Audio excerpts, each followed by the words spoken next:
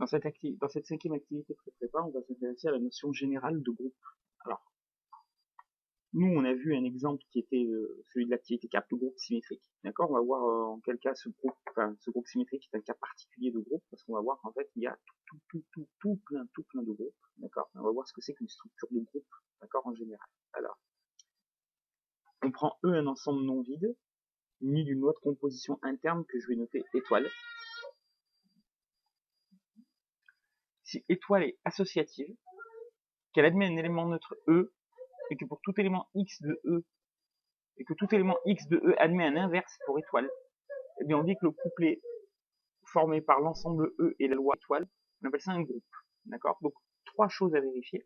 L'associativité de étoile, l'existence de l'élément neutre pour étoile, et l'existence de l'inverse pour chaque élément X dans E pour étoile. D'accord? Donc, l'exercice 1, c'est simplement traduire mathématiquement les trois conditions qu'on vient de noter, d'accord, avec des quantificateurs. Donc, on va le faire. Comme ça me permettra d'introduire ou de réintroduire certaines notations.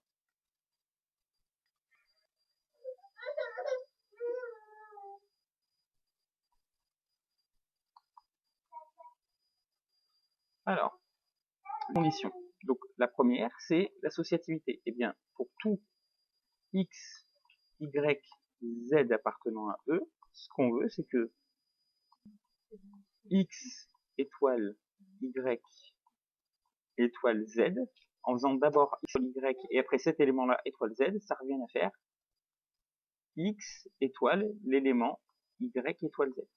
D'accord? Ça, c'est la propriété d'associativité.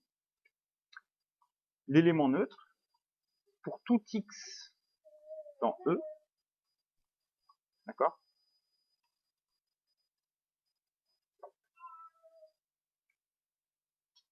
Alors,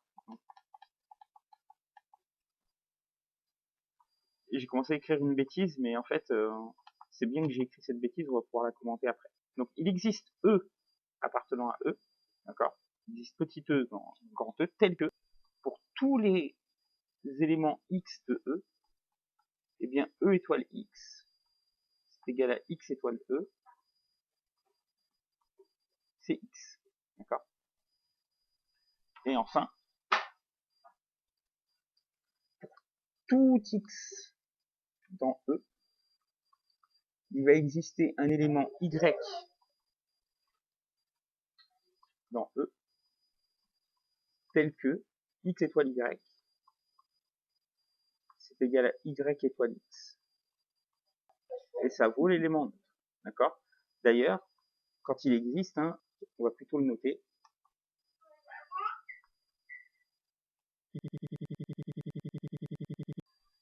Pour cet exercice 2, donc on avait 6 exemples, des grands classiques, on va dire, d'accord? Donc le premier, c'était de montrer que R muni d'addition était un groupe. Alors, pourquoi R muni d'addition était un groupe? En fait, il faut savoir que toutes les lois qu'on connaît depuis qu'on est tout petit, hein, c'est-à-dire grosso modo l'addition et la multiplication, c'est les deux vraies seules lois internes, d'accord? Eh bien, ces deux lois sont associatives, d'accord? Donc, tous les ensembles de nombres qu'on connaît, N, Z, D, Q, R, C, munis de ces lois, sont toutes, enfin, dans ces ensembles de nombres-là, ces deux lois, l'association et l'addition et la multiplication sont bien associatives, il n'y a pas de problème. Concernant l'élément neutre, eh bien, on cherche un élément E, tel que pour tout A appartenant à R, A plus E vaut A, ça conduit très clairement à E égale 0, donc votre élément neutre, c'est 0. D'accord? Alors là, ça marche parce qu'on est dans R, hein. Attention, ce serait un autre ensemble de nombres, là on ne pourrait pas dire E égale 0. Pour l'inverse, eh bien, pour tout X dans R, on cherche un Y tel que X plus Y égale 0, et en fait, en remplaçant I par X, on obtient Y égale X. Donc, pour plus, l'inverse de X, c'est son opposé. D'accord? Le deuxième exemple, on vous demandait si R muni de la multiplication était un groupe. Eh bien, ce n'est pas un groupe, parce que 0, lui, n'a pas d'inverse. Voilà. D'accord? Donc attention à ça. C+, question 3, montrer que C+, est C étoile fois son groupe. Alors C+, est un groupe comme R+, d'accord? Là, c'est exactement la même chose, c'est le même élément neutre, c'est la même caractérisation de l'inverse, il n'y a pas de souci. C étoile fois, c'est un groupe, donc pour la même raison que tout à l'heure, fois est associative, il n'y a pas de souci. L'élément neutre, c'est 1, d'accord? Puisque on cherche E tel que A fois E, pardon. On cherche Z tel que Z fois E égale Z.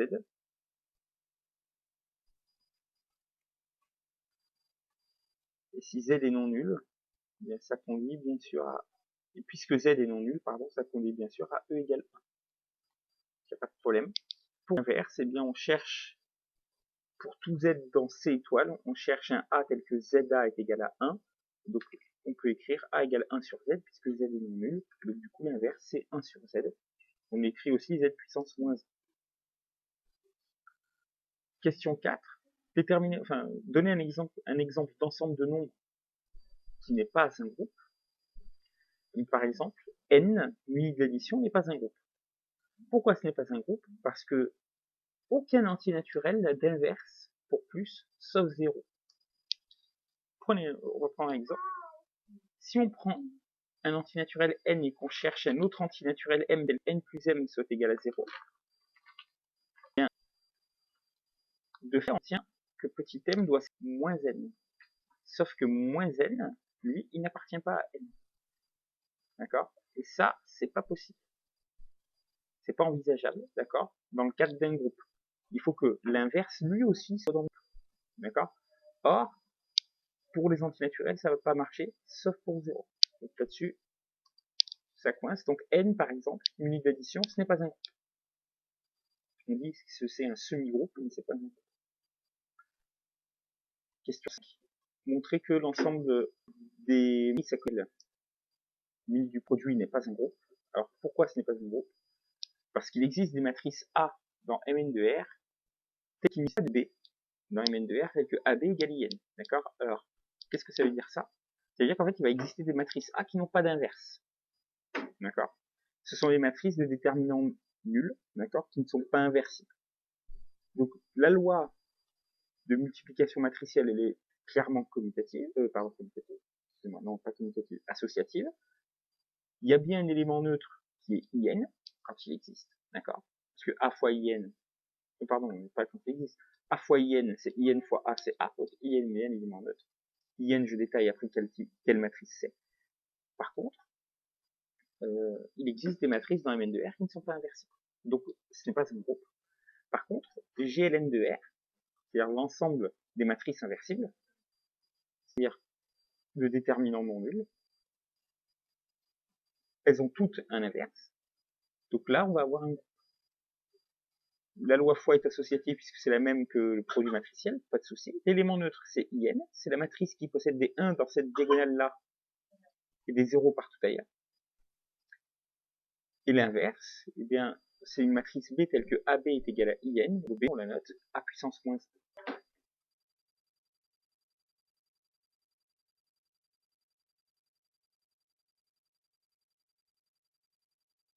Dans cet exercice, on nous demandait de prouver que l'ensemble des polynômes à coefficient réel de degré O plus N uni de l'addition est un groupe. Donc, je vous ai dit, hors caméra, que la loi plus, elle est associative, il n'y a pas de souci, donc on ne va pas le démontrer. Mais très clairement, en fait, quand vous ajoutez les polynômes, PQR, d'accord, peu importe dans l'ordre, si vous voulez, dans lequel vous les ajoutez, il n'y a pas de souci, ça vous donnera bien le même résultat. Le plus difficile, ça va être de trouver l'élément neutre, en tout cas de bien justifier l'élément neutre et l'inverse. Alors, l'élément neutre, c'est on cherche, on veut un polynôme Q appartenant à Rn de x, tel que,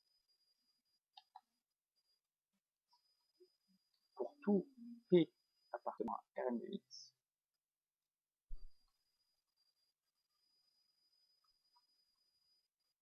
et bien plus Q, vaut QP,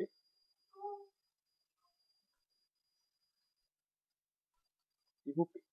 Alors, je vais noter P, c'est le polynôme A0 plus 1x plus, le suivant aussi, A2x au carré, plus, etc., plus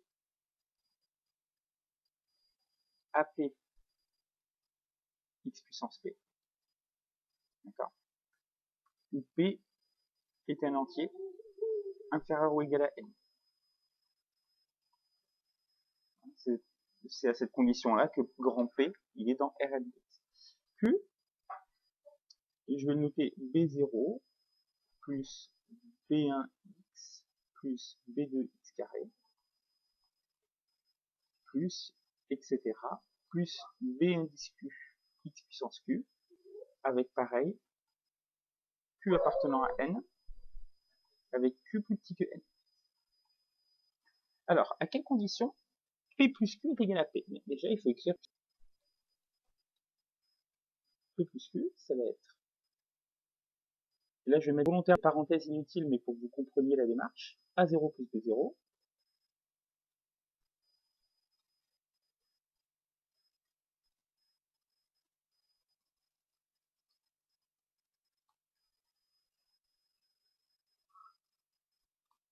Plus, alors ça va être A1 plus B1 x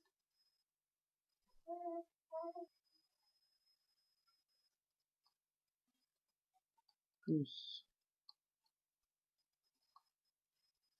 A2 plus B2 x au carré, plus, etc. Alors, du coup, là, ça va poser un peu de problème parce que on ne sait pas lequel des deux est le plus petit. D'accord? Alors, pour commodité, on va supposer que Q est supérieur ou égal à P. Ce qui fait qu'on va continuer comme ça jusqu'à P, AP plus BP, P. Et ensuite, on a un résidu qui va s'écrire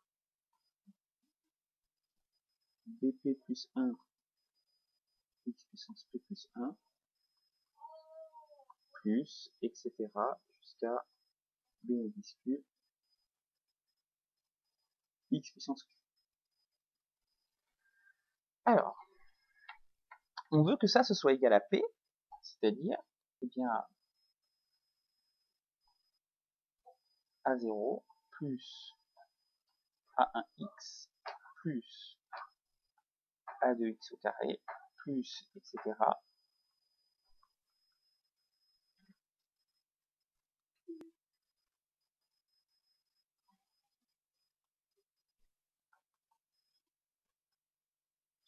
plus eh bien APXP. Et c'est tout, puisque ben, le degré du polynôme P, c'est P. Donc, on a deux conséquences. Déjà, ça veut dire que ce résidu-là vaut 0. D'accord? Le résidu là, BP, XP plus 1, etc., ça vaut 0. Pas de souci.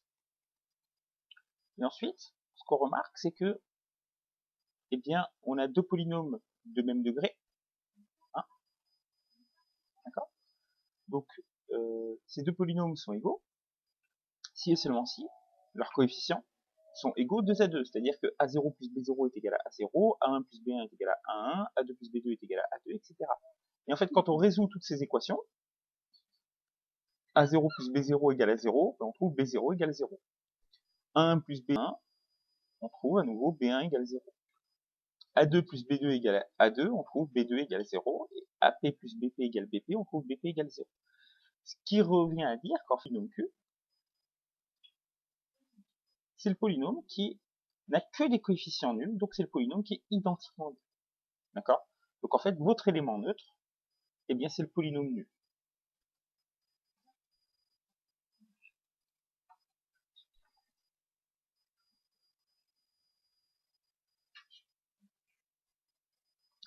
pour l'inverse, c'est exactement le même raisonnement, d'accord?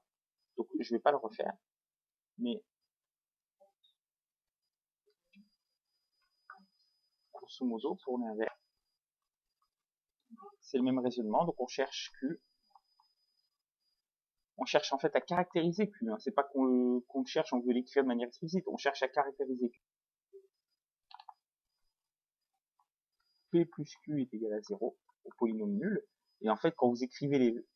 Bien, déjà que P et Q ils ont le même degré, parce que s'ils n'avaient pas le même degré, on aurait exactement le même problème que tout à l'heure, et quand vous écrivez les formes de P et de Q, quand vous les ajoutez, eh bien, vous allez avoir A1 plus, enfin, A0 plus B0 égale 0, donc B0 vaut moins A0. A1 plus B1 égale 0, donc B1 égale moins A1, etc., etc., etc. Donc, en fait, le polynôme Q, il va s'écrire moins A0, moins A1x,